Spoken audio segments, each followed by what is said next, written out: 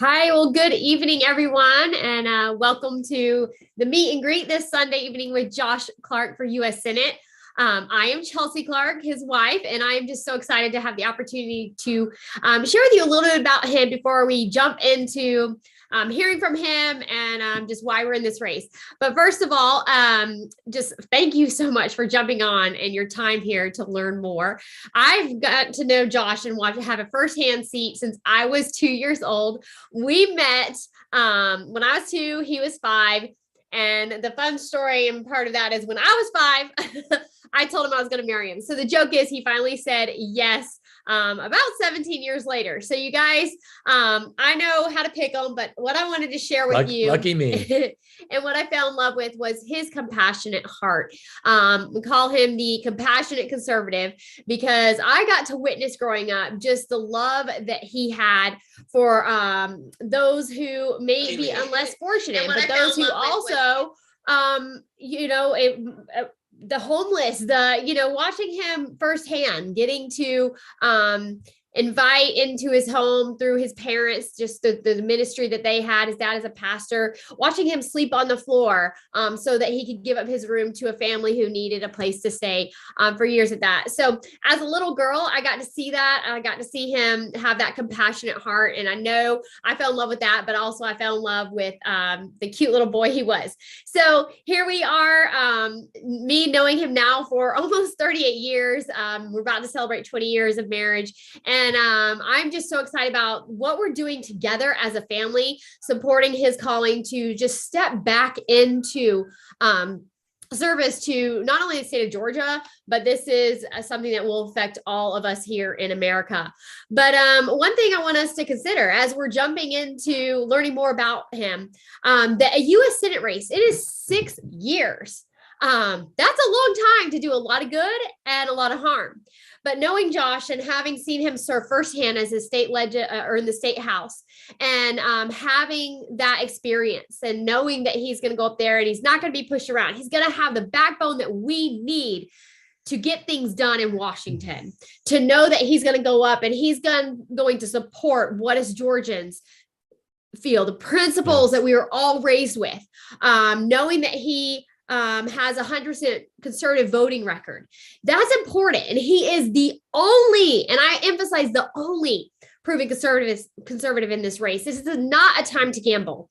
This 6-year seat, we're at a tipping point. If we think about it, and I know many of you will agree, we're at a tipping point in our country. We have got to have somebody ready to get to work on day one that understands legislation, that understands reading bills, that will have the energy to stay up late at night, knowing what is on bills, what is attached. And Josh is that guy to do that. I know he is because I've seen it firsthand. When he does something, he does it all in and he does it well. And so I want us to just, I'm just so excited that you're here to just learn who he is. Everything that you see written on Josh Clark or votejosh.com, this is him. It is inside his heart. It is truly what he's raised with, the policies, the principles. And so I love sharing that with everybody, that this is what you get. And what you hear is exactly what is inside of him and what he has fought for in the past and will continue to, just at a grander scale, larger scale, not only for Georgians, but we know that this seat is a tipping point for the U.S. Senate, and we can stop the leftist radical agenda that is being ushered in so fast. So, hun, I can't wait to hear from you again. And thank you so much for stepping up to your call to duty. Well, thank you. And she is all in with me on this, as you can tell, as we crisscross the state in our 45-foot bus with the family to save America together. So thank you, honey. And I am so blessed to have her all in with me and introducing me today.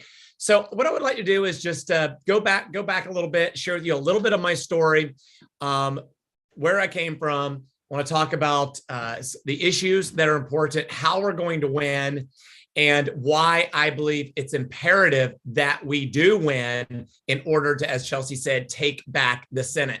So first of all, where am I from? Those of you who I haven't had the privilege of meeting yet, I grew up in Suwanee, Georgia, as the oldest of 10 children. As Chelsea said, my father was a pastor. My mother was a teacher. She decided to homeschool us. And growing up, I learned American family values that I'm here to tell you are still around today, that we still have to fight for, though, to ensure they're passed to the next generation. But I grew up with things like faith in God, hard work, learning to serve others. In fact, serving others was something that I had to learn at an early age because my mother lost her health. She had an accident and she lost a kidney, spleen, and adrenal. And my mother was very sick for many years, to the point that I would help get my siblings up in the morning, help put them to bed. And it was definitely not a quote unquote, I guess, typical what you think about American childhood. Although when you look at previous generations and even those who are coming into our country legally, first generations, the hard work they put in together as a family to overcome. And that's what America's been built on throughout the generations. Families coming together, overcoming incredible challenges. And that's what we had to do as a family. I helped out with not only raising my younger siblings until my mother regained her health, but then helping out with the family business, working on the family farm. In fact, I ran the family farm. It's a small farm. We had goats and chickens and fresh milk and eggs and all that. And then up until the age of 20, I had a business, but I contributed that to the family. So again, serving, sacrifice is something that I look back on, I would not change, that I learned at an early age. Out of high school, I began volunteering to help get conservatives elected. Why? Well, I was blessed with a great curriculum where I learned history. I learned about our founding fathers. I learned about the principles and the Constitution that has laid the foundation for America to take a quantum 5,000-year leap, to be an incredible blessing to the world. And there is no other place to go if we lose America. And yet this country we are at a crossroads. We are at a tipping point.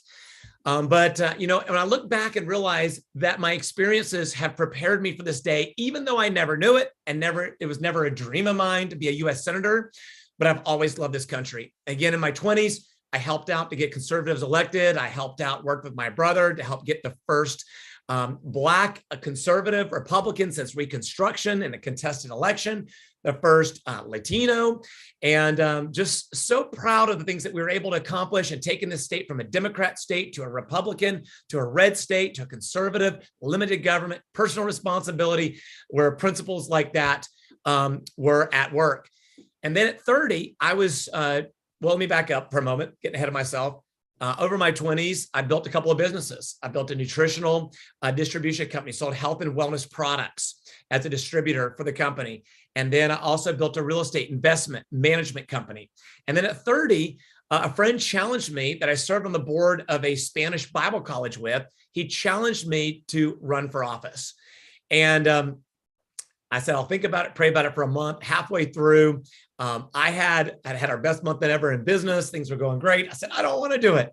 And then the Lord just really spoke to my wife and I both. And we realized that we were supposed to make sacrifices. And in Georgia, when you serve, it's definitely a sacrifice. And if you're serving for the right reasons. And anyway, I had the privilege of serving 2 terms, but I've always believed that public service should be a season, not a lifetime career. So over those 2 terms, I'm so grateful for the privilege I had and proud of the impact that we made. I was able to balance budgets, help build our reserves, where we had, instead of deficits, we had a surplus and cut taxes. We reduced the state debt. We helped pass the fetal pain bill. You see, back at the age of 6 or 7 years old, I asked my mother, first conversation I ever remember about politics. I said, are we Republican or are we Democrat? And she said, son, parties change, but principles remain. We support the party that supports life. And so I was proud to be a part of passing the fetal pain bill. And then from there, other things I'll earn the Defender of Liberty Award for my staunch conservative voting record. I was proud of how I was able to help bring people together and would have a proven track record of being willing to stand on my own.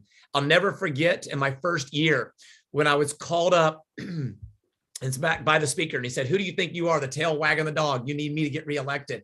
And that's when I learned right then that I had to make a decision. Was I going to stand on principle or was I going to go along with the flow? Was I going to do what I knew I needed to do for the next generation, for our district? and yet at the same time, seek to be a team player as much as I could, but without never compromising on principle. So again, earned the Defender of Liberty Award. I was endorsed by Georgia Right to Life, the NRA, the highest endorsements.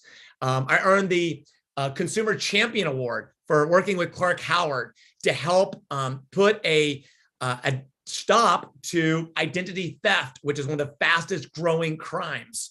Was able to help work with to help end sex trafficking. And I say end, I should say it's still a battle, but to help fight sex trafficking is what I should say. And proud of what we did there. Anyway, I ended up moving on and I went back to private life where I've served as a corporate executive for an international direct sales company. I served as the executive vice president for North America. And it's been a privilege to serve in that capacity where I felt like I've made a difference. I got some great experiences.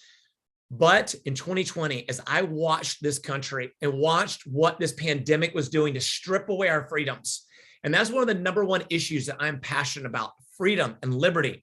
As Reagan said, these things are not passed in the bloodstream. They've got to be fought for, defended, or else we'll be telling our children and grandchildren what it was like when Americans were free.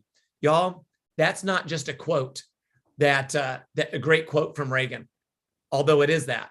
But it is something that should wake every one of us up. If we need to, we're so distracted by entertainment and business and building careers.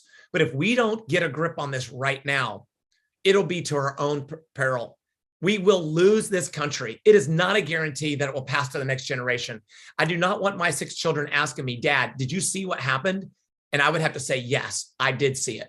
I kept thinking as I watched our liberties and freedoms being stripped away by those in office that would abuse their positions in order to gain power. And then by those Americans who are just naive and maybe distracted by their careers and everything else. And, are willing too often, if we don't stand up and educate people and remind them of these freedoms and the Constitution that is critical that we abide by, we will lose it.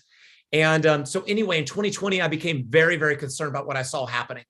I kept thinking about that Reagan quote. I kept thinking about the quote that says, by Benjamin Franklin, that says, those who would exchange their freedom for short-term security shall have nor deserve neither.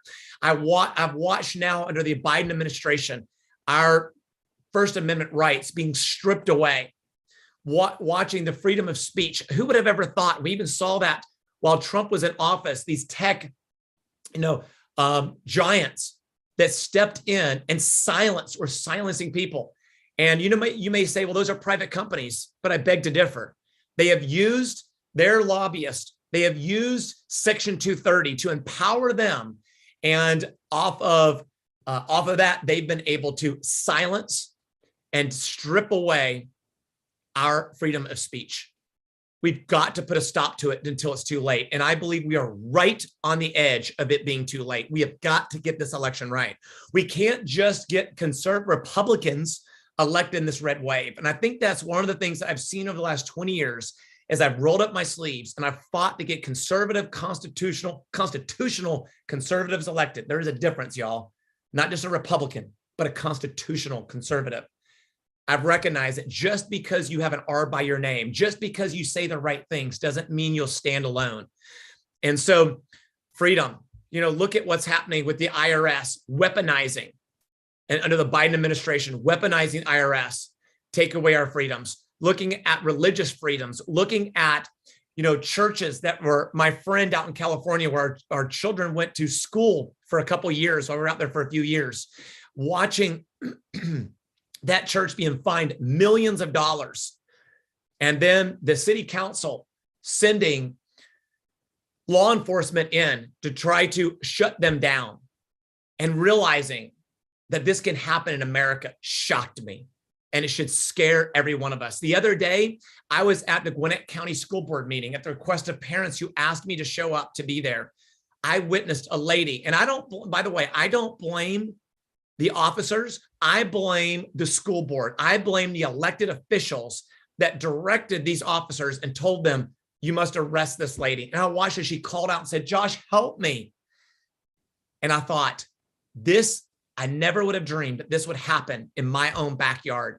that people trying to speak up and exercise the First Amendment would be silenced, that just because a mask slipped below their mouth, that they would be told that they could not, they were banned from being there for an entire year.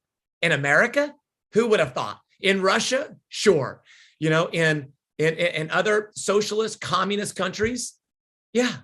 In America, not under my watch. We must fight back. What about our budget? $30 trillion and growing. I think about that stealing from the next generation, and it will sink.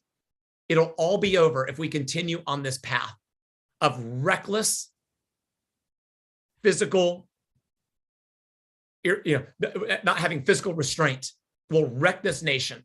We will be nothing to pass to the next generation. I see it as stealing against our children and grandchildren's future earnings. Can you imagine going to the bank and doing that? If that's what we're doing. What about open borders? As my wife said, I'm a compassionate conservative. Slept on the floor for years while we had homeless people and others living in our home. But you know what? It's one thing for you and I to open the doors of our home to allow people in. That's wonderful. But you know what? You and I have no right to sacrifice our national security. And that's exactly what Biden is doing by opening up the borders and not having secure borders. It's allowing drugs to come flowing over, majority of that from China. Fentanyl is killing our youth, the number one cause of death from 18 to 45. This has to stop. And we need somebody who is going to fearlessly stand up for our freedom, for our security. I look at sex trafficking across the border. I told you that was something that I had helped to fight in the state house. And yet the biggest challenge we have is our open borders. And so those are some of the issues: education, CRT, our children being indoctrinated. I will stand for school choice, and I have a record of doing that. And so, look at Ukraine, what's happening. We have to put a check on this one party rule in Washington. Look what's happened we went from being energy dependent under Trump to today, oil prices, inflation, freedoms being stripped away. But let's talk about energy dependence. Why is Russia emboldened to be able to attack Ukraine? Because their coffers are full. They are supplying nearly half of the energy, natural gas, and oil to Europe. Natural gas, over 30% of that comes from Russia to Europe. Y'all, we have got to become energy dependent as a nation. We need to sell Europe on receiving our natural liquid gas instead of being dependent on Russia. But how can we do that when we are now no longer energy dependent? Y'all, this is a national security risk. And it's simply because we have a one-party socialist, communist party in control of our country. And so, y'all, we can overcome, though. As big as these challenges are, we can overcome if we'll wake up, arm in arm, and we'll stand up for the next generation. You see, politicians worry about next elections. Public servants worry about the next generation. And that's exactly what I told the speaker when I was called up and asked, who do you think you are, the tail wagging the dog? You need me. I said, Speaker, in all due respect, when I go in late at night, when I get back from the Capitol, state Capitol, where I served up until 8 years ago, but I said, when I kiss my kids on the forehead, I want to know that I am serving, that every vote I've made was for the next generation. When I lay my head on the pillow, I want a clean conscience between me and God. And I want to know that I served honorably. I want to know that I made my brothers proud, 4 of them who served on the front lines of Afghanistan. 8 brothers, 4 on both sides, but 4 served on the front lines. I'll never forget my brother, David Clark.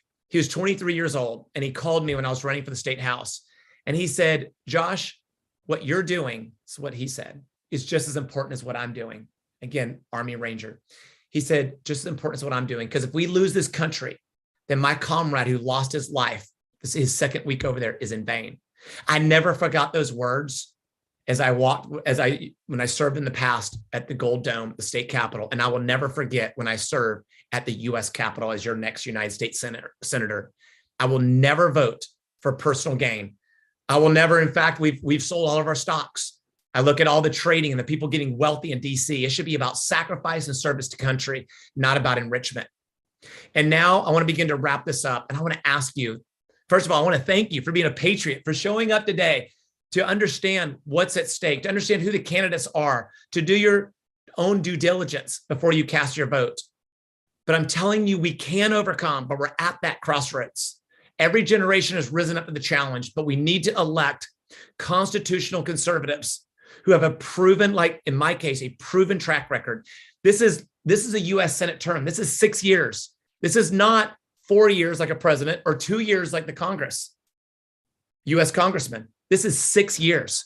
And yet in my race, I am the only person with legislative experience, the only person with a proven conservative track record, the only person who's been in the trenches for 20 years, rolling up my sleeves, just volunteering to help get conservatives elected. I am the only one. One candidate's been doing that for 2 years. One candidate is a bureaucrat, ag commissioner, nice guy. He's been in office for, he's been in bureaucratic roles for decades. Okay. But I'm the only one with legislative experience. And there's a big, big difference. There's another gentleman who I would say is a hero as far as he is a Navy. He's a SEAL, but he's voting Democrat in multiple elections until this state turned red. Supposedly, his roommate told us, our team, that he said, one day I'm going to be the next US Senator, the next governor. Not surprisingly, then that he's voting Democrat and then switch Republican. See, maybe he'd be maybe he'd do fine. We don't know. But we're at a crossroads. And I'm stepping up, number one, because my wife and I believe that God's called us to do this. And number two, I'm stepping up because we can't roll the dice and take a chance. And so, then there's also a celebrity in this race. And he was my childhood hero. I grew up, looking up to him, ran through plowed fields in our little farm that we rented in Swanee, pretending I was Herschel. I do push-ups pretending I was Herschel, wanting to be strong and fast like him. Never got there. By the way, I never even got to play sports because that was a privilege in our family. We couldn't afford, didn't have the time for, and I needed to help the family. But anyway, I grew up looking up to him. But that, just because he's a celebrity, a great football player, you should always pick him over me for a football team. But to fight for our Constitution, we need somebody who understands it. And again, is a proven conservative. And I'm the only one. I want to play just a quick video.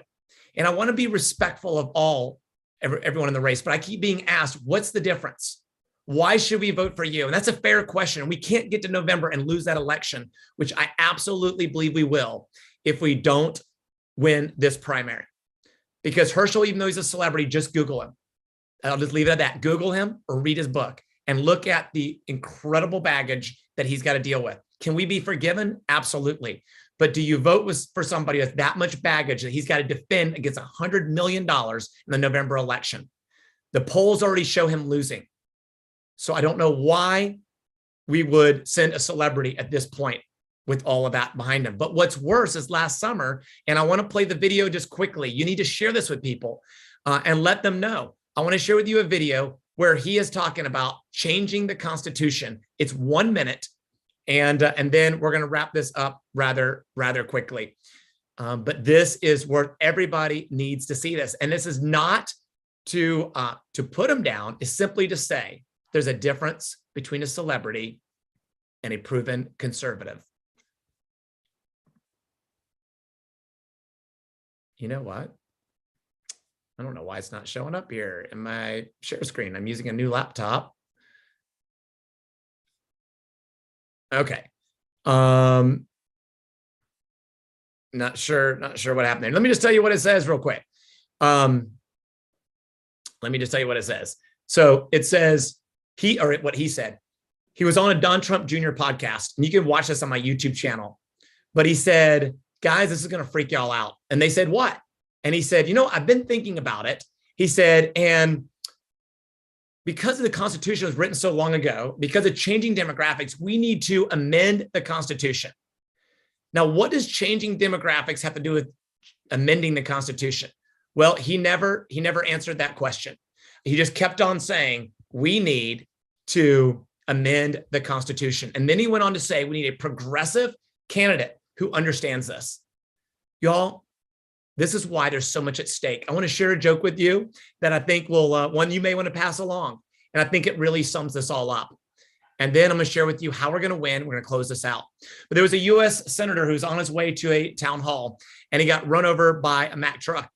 He gets to the pearly gates, and St. Peter says, do you want to go to heaven or do you want to go to hell? And he said, well, I always hoped I'd make it to heaven, so I'll choose heaven.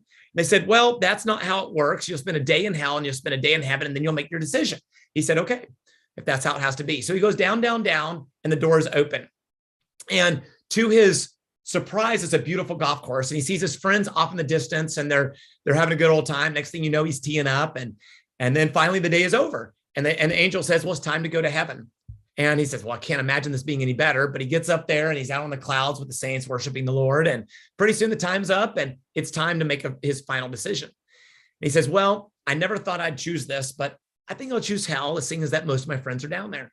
So he goes down, down, down, and the doors open. And to his horror, it's a desert land. His friends are in torment, dressed in rags and on fire. And he's looking for the devil because you can understand he feels like he's been lied, deceived. And so he finds the devil and he says, I don't understand. And the devil says, it's easy to explain. Yesterday we were campaigning and today you voted. And so I think the moral of the story is clear. We must choose wisely. It's one thing to be in campaign mode. It's another thing afterwards. How many times have we seen? Even look at John McCain, a war hero, right? POW. But we have Obamacare still, the Non-Affordable Care Act, socialist medicine, simply because we got that one wrong. And we had the wrong person in office, and every vote counts, especially today. And so I want to ask you, please visit my website, votejosh.com. Please continue to do your due diligence. And I would ask you to get involved, join us, and together we can win in November. We have a bus. We're crisscrossing. It's Garth Brooks's previous team bus that we bought 5 years ago. And we've been leasing it out, and we traveled in it as a family for a year as I was working on the road, but now we're crisscrossing the state of Georgia together. We had a family meeting and we talked about what's at stake. And I shared with my children as a family, so this is a family decision.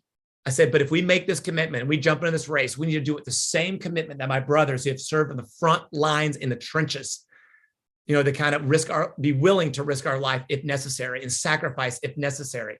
And it's definitely a sacrifice, but I'm not saying it's on the same level of those who like my brother, an Army Ranger, but we've got to each of us do our part.